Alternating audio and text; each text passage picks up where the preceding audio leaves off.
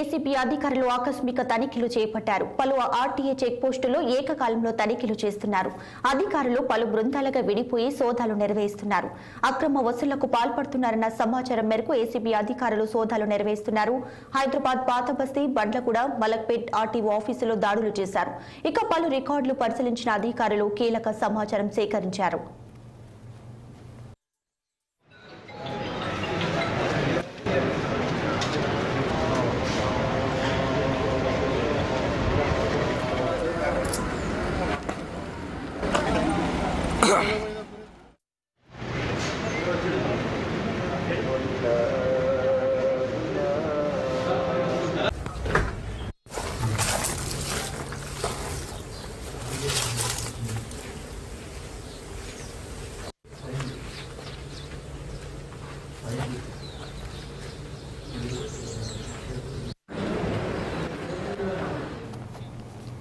అలాగే భద్రాద్రి కొత్తగూడెం జిల్లా Aswaraopeta border check పోస్టులో ఏసీబీ అధికారులు సోదాలు చేస్తున్నారు.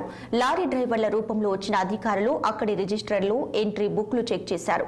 22 చక్రాల వాహనానికి 800 రూపాయలు, 16 చక్రాల వాహనానికి 400 రూపాయలు, అలాగే 12 చక్రాల వాహనానికి 200 రూపాయలు చొప్పున వసూలు చేస్తున్నట్లు గుర్తించారు. బాధితుల నుండి లిఖిత పూర్వకంగా ఫిర్యాదు తీసుకున్నారు అధికారులు. ఇక రికార్డులలో ఉన్న నగదుకు, సోదాల్లో ఉన్న నగదుకి పొంతన లేదని ఏసీబీ అధికారులు గుర్తించారు.